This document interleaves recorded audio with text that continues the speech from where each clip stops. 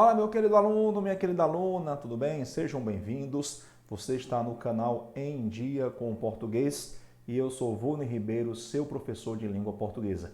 Neste vídeo a gente vai trabalhar a prova do CFO, da PM do Mato Grosso do Sul, que foi elaborada pela Banca Idacan, beleza? E aí eu queria dizer a você que na descrição do vídeo tem um link para você baixar o material. Bacana? E queria pedir desde já que você se inscreva no nosso canal, ative o sininho para receber novas notificações e já deixe seu like, beleza? Seu like é muito importante para ajudar o canal a crescer, beleza? Então vamos lá, sem mais delongas. A prova teve 10 questões, tá? Eu vou trabalhar com você aqui as 7 primeiras, porque as 3 últimas são exclusivamente de interpretação textual. E aí, para não deixar a análise muito extensa, tá? O PDF também muito gigante, então eu peguei aqui só as principais questões que envolvem gramática e significação de palavras, beleza? Então vamos lá.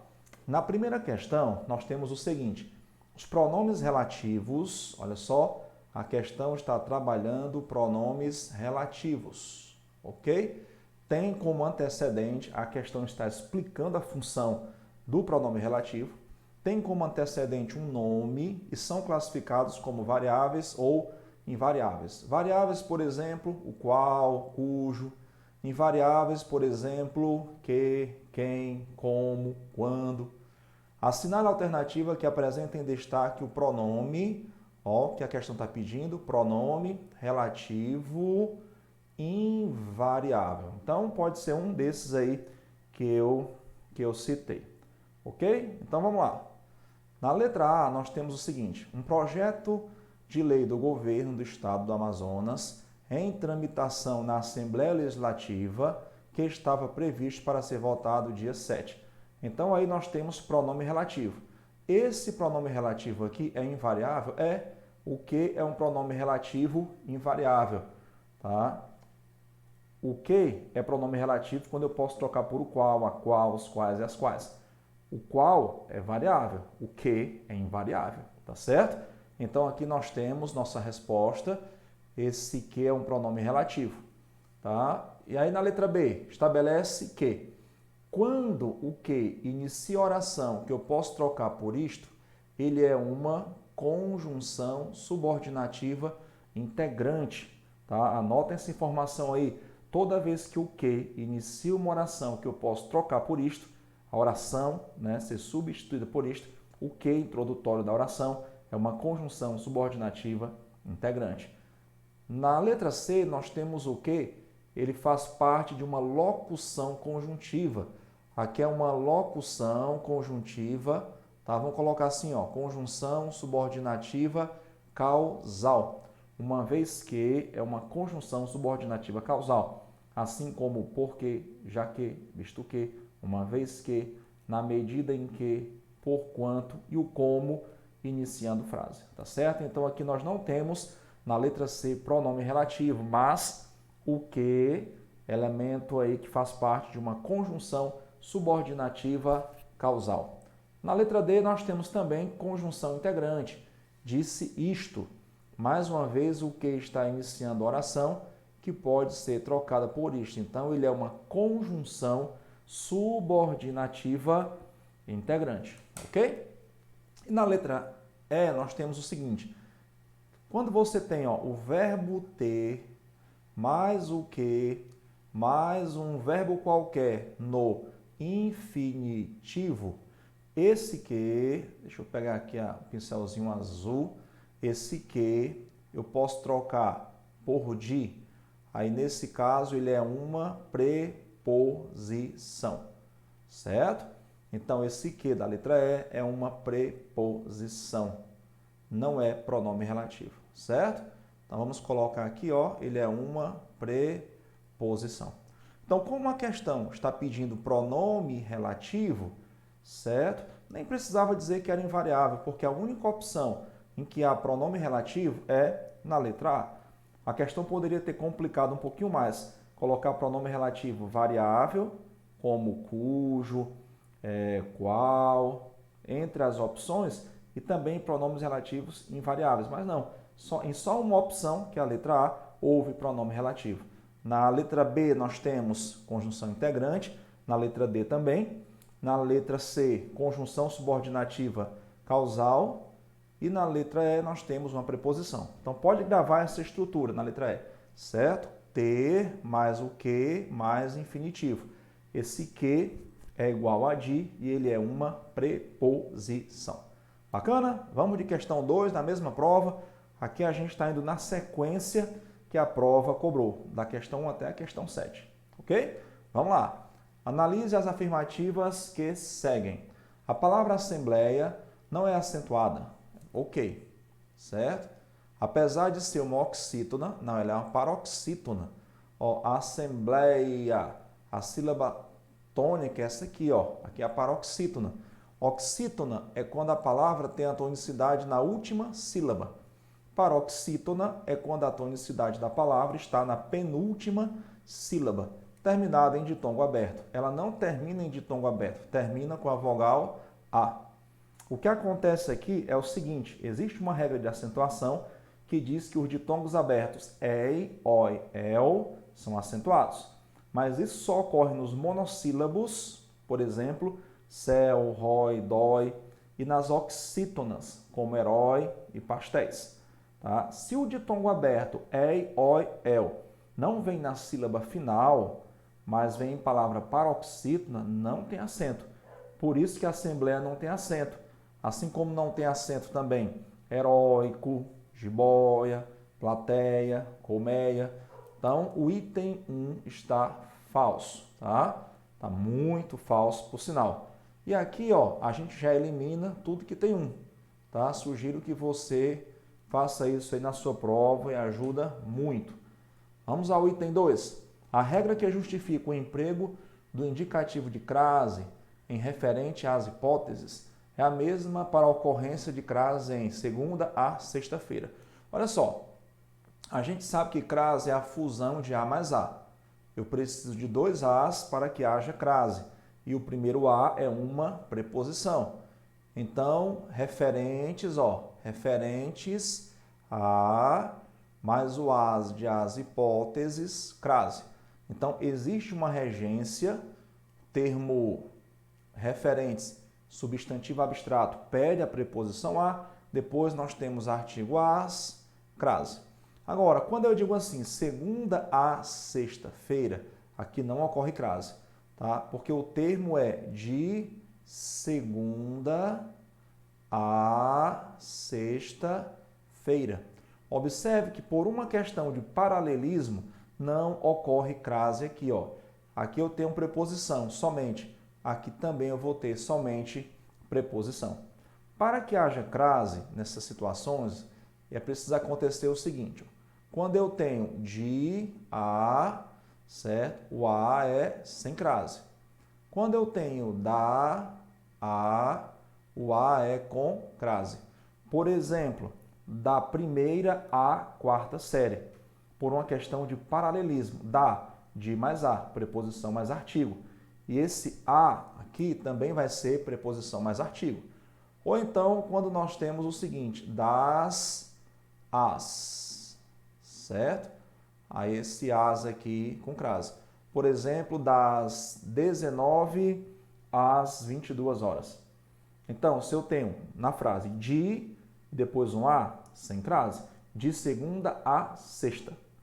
Da a, o a com crase. Da primeira à quarta série. Das as, o as é com crase. Das 8 às 10, ok? Então, nós não temos crase aqui. E ainda que houvesse, não seria pelo mesmo motivo, porque aqui eu tenho um termo funcionando como complemento nominal, tá certo? E aqui não seria complemento nominal, né? Aqui seria uma adjunta adverbial de tempo. Então, o item 2 está falso, tá? O item 2 está falso. O item 2 estando falso, a gente elimina a letra B de bola e letra D de dado. Sobrou-nos aí, ó, a letra E, certo? Vamos conferir aqui o item 3. Aqui no item 3, nós temos o seguinte. O emprego do hífen em comando geral se justifica por ser uma palavra composta por justa posição, quando dois radicais se juntam sem perda fonética, composição por justa posição, que mantém a noção de composição e a unidade de sentido. Perfeito. Né? Noção de composição, né? Composição por justaposição. Existem dois tipos de composição, né? Composição por justaposição e composição por aglutinação. Composição por justaposição é quando radicais se juntam sem perda fonética. Segunda-feira, comando geral, girassol, couve-flor, com hífen ou sem hífen, tá certo? Algumas vezes, né, radicais se juntam e a ideia de composição, né, se mantém ou não. Às vezes tem essa impressão de que se tem uma palavra sozinha, sem que houvesse ali dois radicais que se aproximaram, como rodapé, pontapé, manda-chuva, tá? Paraquedista. São palavras que, ao longo do tempo, né, vão perdendo a noção de composição. Mas aqui nós temos, né, essa noção de composição, porque existe a palavra comando e existe a palavra geral. Então aqui a gente tem a noção de composição e, ao mesmo tempo, essa ideia de unidade de sentido, porque eu sei que se trata de uma coisa só, é o comando geral. Bacana? Então o item 3 é verdadeiro. Então, se a Banco-Idecam perguntar de novo na sua prova, tá? É sobre essa questão de noção de composição, você já sabe do que se trata. Há palavras que ao longo do tempo vão perdendo a noção de composição, como rodapé e pontapé. Parece que nós temos aí somente um radical, tá? Mas aqui em comando geral eu sei que há a noção de composição, porque existe o comando e existe a palavra geral. E o comando geral, ao mesmo tempo de ter essa noção de composição, ainda tem essa ideia de unidade de sentido. Bacana? Por isso, o item 3 aí está correto. Vamos à questão 3. Questão 3 diz respeito à acentuação gráfica. Aqui nós temos o seguinte: de acordo com as regras de acentuação em língua portuguesa, as palavras paroxítonas são aquelas que têm a tonicidade na penúltima sílaba, terminadas em ditongo. Só um detalhe, ó, ditongo oral é quando o som sai só pela boca, não passa pelo nariz. Crescente, o que é um ditongo oral crescente? É quando a semivogal vem primeiro e a vogal vem depois. Tá? Semivogal vem primeiro e a vogal vem depois. São acentuadas e podem também ser classificadas como proparoxítonas eventuais. Por exemplo, pegar aqui a palavra história. A palavra história é acentuada por ser uma paroxítona terminada em ditongo. Na palavra história, os fonemas são orais. História, o som sai só pela boca. E aqui nós temos um ditongo crescente. O I é uma semivogal e o A é vogal. Lembrando que o ditongo é um encontro vocálico, né, em que há uma semivogal e uma vogal na mesma sílaba, ou vice-versa, vogal e semivogal. Quando a semivogal vem antes da vogal, a gente tem um ditongo crescente. E a gramática diz que esse ditongo crescente pode ser separado e a gente vai ter agora o quê? Um hiato. O que é um hiato? São duas vogais em sílabas diferentes, porque em língua portuguesa não há duas vogais na mesma sílaba. E aí, como eu separei e agora passei a ter um hiato, o que nós temos agora? Uma paroxítona aparente ou paroxítona eventual. Tá? Também pode ser chamada de paroxítona aparente, certo? Então, a palavra história, e assim como muitas paroxítonas terminadas em ditongo crescente, podem ser acentuadas por mais de um motivo. Tá? Paroxítona terminada em ditongo crescente ou proparoxítona aparente ou proparoxítona eventual. Então, a questão que é o seguinte: assinale a alternativa em que todas as palavras se enquadram nessa classificação. Ok, incêndio, paroxítona terminada em ditongo crescente. Básico já é uma proparoxítona. Aqui já não deu certo pela palavra básico. Proparoxítona é quando a palavra tem a tonicidade na antepenúltima sílaba. E próprio, paroxítona terminada em ditongo. Pânico, proparoxítona, já não é resposta. Parágrafo, proparoxítona, já não é resposta. Bebe aqui um golinho de água. Ok. Municípios, paroxítona terminada em ditongo, certo? Também não funciona como resposta. Vamos aqui à letra C. Hipóteses. Paroxítona termina proparoxítona. Hipóteses, proparoxítona. Também já não deu certo, já não é a letra C. Indústria, paroxítona terminada em ditongo crescente. Aqui, ok. Presidência, paroxítona terminada em ditongo crescente. Então, nós não temos a nossa resposta ainda. Letra D de dado, deficiência, paroxítona terminada em ditongo crescente. Exigência também, ofício também. Aí, aqui nós encontramos a nossa resposta. Na letra D de dado, todas as palavras são acentuadas por serem paroxítona terminada em ditongo crescente. E aí, como a questão sugere, a gente poderia separar esse ditongo crescente, daí teríamos o hiato, né? E a palavra seria acentuada por mais de um motivo, por ser uma proparoxítona. Ok? E a letra E, hipóteses é uma proparoxítona, já não deu certo. Resistências, paroxítona terminada em ditongo crescente, e técnico é uma proparoxítona. Bacana?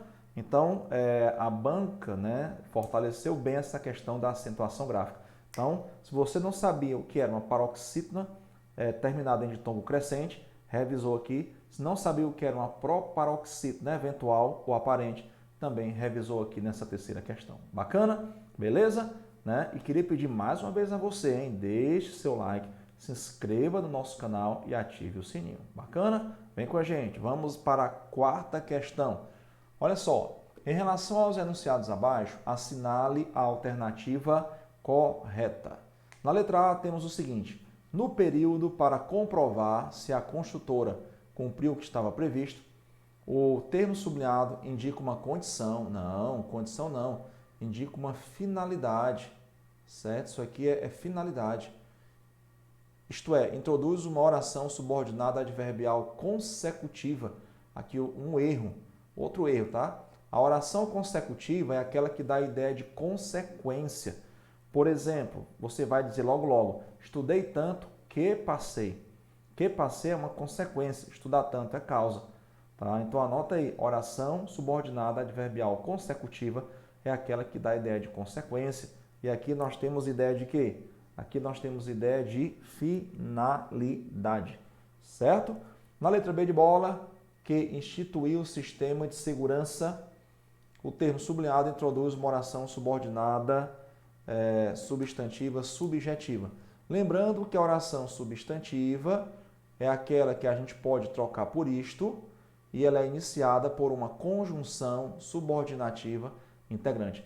Eu peguei a frase aqui, para a gente não ter que voltar lá no texto, tá? O texto é meio grande, eu coloquei a frase aqui, para a gente avaliar se de fato essa oração é substantiva ou não. Deixa eu até pegar aqui o pincel azul. Observação: o projeto de lei altera a Lei 2.812, de 17 de julho de 2003, que institui.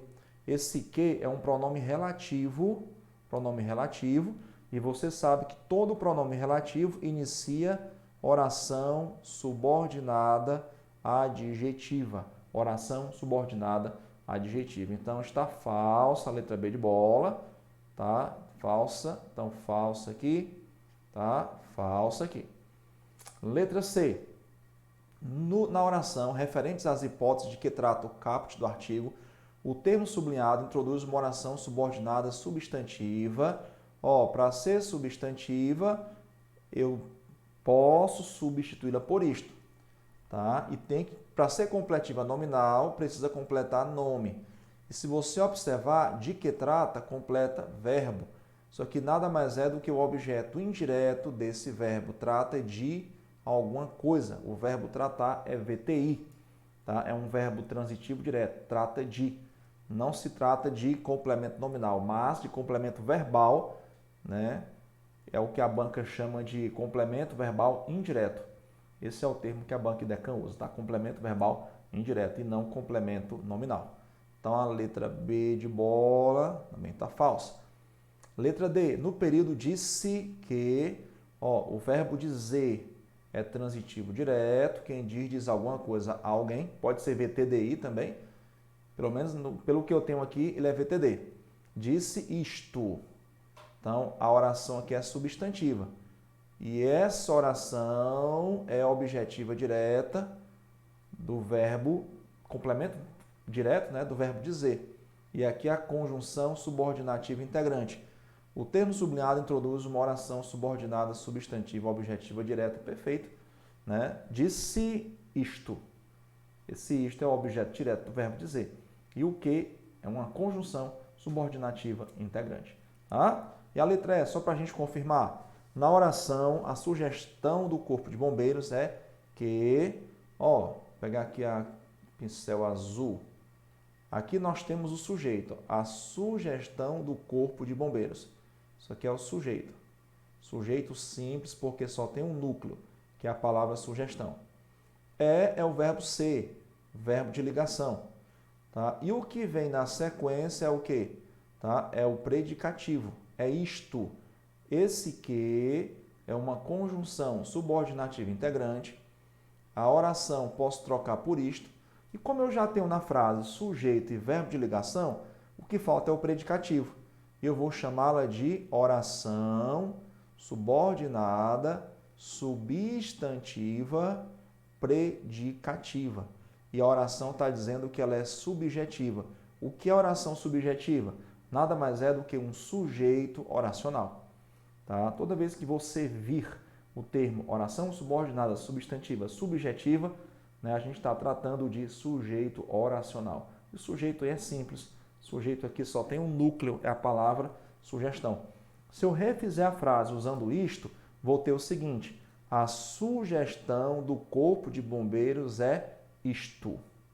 Então, essa oração é predicativa. Bacana?